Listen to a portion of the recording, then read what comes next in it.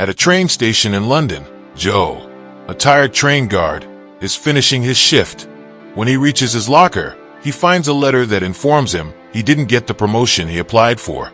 In frustration, Joe crumples the paper and tosses it aside. Just then, his supervisor approaches and asks if he can cover the night shift, as the night guard is sick.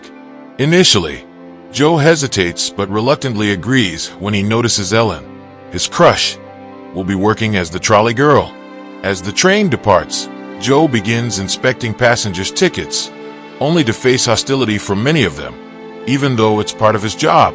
Some passengers are kind, but others treat him with disdain.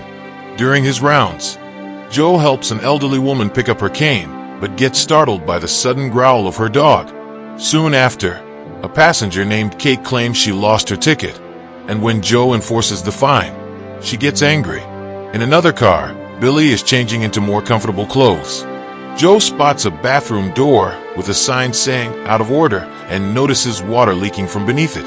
When Joe bumps into Ellen and finally works up the courage to ask her out, she gently turns him down, making the situation even more awkward, especially when Paul, another passenger, stares at them.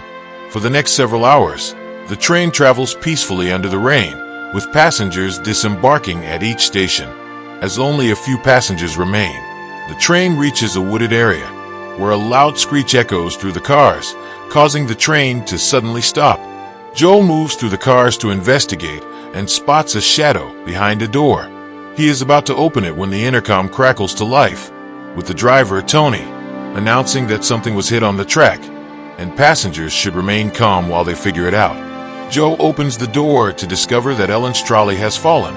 As he tries to pick it up, he is startled by Adrian, who picks it up instead. Joe notices 2 sets of keys on the ground and learns they belong to Adrian. Passengers begin to panic as the minutes drag on, and Joe tries to calm them down. He attempts to contact Tony, but the driver doesn't answer.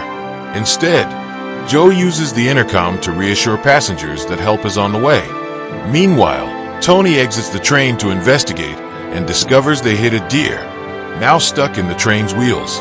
While attempting to remove the deer, Tony is attacked by a mysterious creature who begins mauling him. His blood splatters on the train's windows, but the rain washes it away before anyone can see. As Joe grows more impatient, he uses a set of keys to enter the control car, but finds it empty.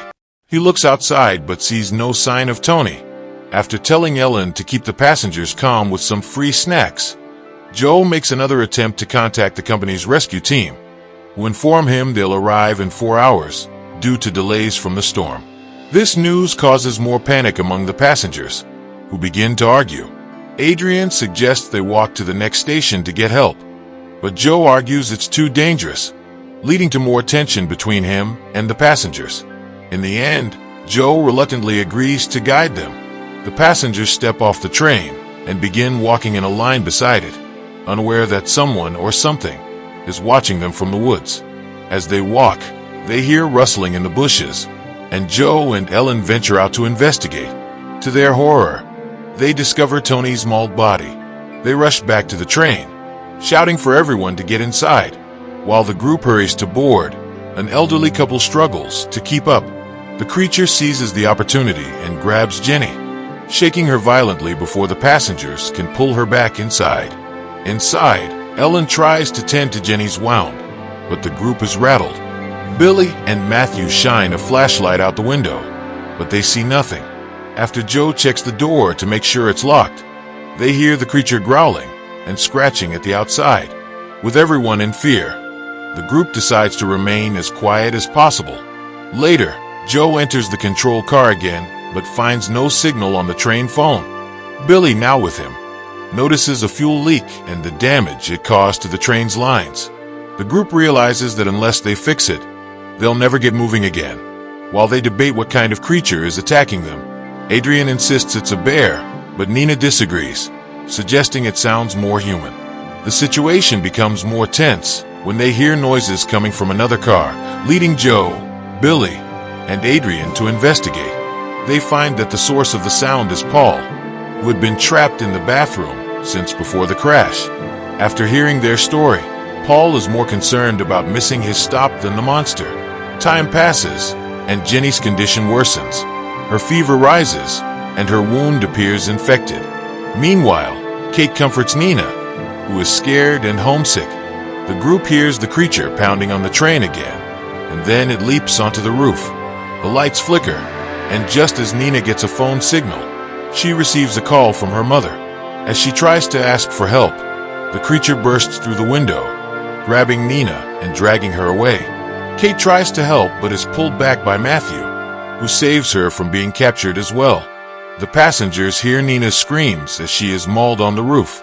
The group hides in another car, but the guilt of not saving Nina hangs heavy over them. Kate, in particular, struggles with the decision. Tensions rise until Jenny's husband, Ged, demands they work together to survive. They use tools from the train to barricade the car and try to keep calm. As the hours drag on, the passengers grow more despondent. Jenny and Kate bond over the loss of children, with Jenny revealing her difficulty having kids. Adrian, ever the opportunist, reveals to Joe that he has 2 sets of keys. One for his family's home and one for his secret apartment, where he has affairs. He urges Joe to join him in escaping and leaving the weaker passengers behind. Before Joe can respond, Jenny suddenly vomits blood. As the group deals with the chaos, Joe notices that Paul is missing. The barricade has been moved, and Adrian wants to reinforce it. Joe and Billy convince him to give them a moment to search for Paul. Joe eventually finds Paul trapped in the bathroom once again. As he tries to open the door, the creature suddenly attacks from above, mauling Paul. Joe can only watch in horror as Paul dies. When Joe tries to return to the main car, he finds the door blocked by Adrian. Meanwhile, Adrian decides to leave the train to save himself. But when he tries to open the boarding door, he finds it locked. Joe has the keys. Joe struggles to open the door while the monster approaches, and just as he's about to be attacked, the others manage to open it and pull him inside. They barricade the door once again. Despite their efforts, the creature smashes through the barricade, causing Ellen to freeze. Joe quickly pushes her out of the way, but the monster turns on him. Ellen stabs it, but the creature retaliates, sending her flying. In the chaos, the men jump on the creature and fight back, using anything they can find to stab and beat it. Billy is grabbed by the neck and lifted off the ground, but Adrian uses the fire extinguisher to strike the creature, freeing Billy. Matthew then arrives with a fire axe, repeatedly striking the monster until it finally dies. The group inspects the creature and notices a ring on its finger. It looks human, and Matthew speculates it's a werewolf. Adrian recalls that anyone bitten by a werewolf transforms. The group grows paranoid, especially when they realize Jenny was bitten. Suddenly, the creature howls, and Jenny begins to transform. Adrian wants to kill her before the transformation is complete, but Ged stops him. The other passengers hold Adrian back, but in the struggle, Adrian breaks free and tries to choke Jenny. Joe intervenes, knocking Adrian down. The group ties both Adrian and Jenny up with belts, and they form a plan to escape. Billy agrees to fix the train's fuel leak, and Ellen is instructed on how to activate the controls. Joe makes a speech over the intercom, trying to keep everyone's spirits up. Matthew and Billy head outside to make the repairs, but soon, Matthew hears a noise and goes to investigate. He follows Nina's voice into the woods, but is ambushed by werewolves and killed. Inside the train, Jenny fully transforms, and chaos ensues as Adrian fights to escape. He wants to release Jenny, but she breaks free, knocking him down. Just as Jenny begins to attack, the werewolves swarm the train, and the group is forced to fight for survival. The train starts moving again, but when Jenny lunges at Adrian, he is knocked aside. In the chaos, the werewolves attack again. Ellen and Joe rush to the control car, but find themselves surrounded. Joe sacrifices himself to buy Ellen time, and as the train speeds through the night, Ellen escapes, her heart breaking as she leaves Joe behind. As she runs, Ellen clutches Joe's name tag. Meanwhile, Adrian, now alone, stumbles upon some clothes left behind by the others. The werewolves, hearing the howls of their fallen leader, close in on him. As Adrian realizes he is surrounded, A newly transformed Joe emerges from the shadows, ready to finish what he started. The cycle continues, with the forest now echoing with the howls of the newly risen werewolf.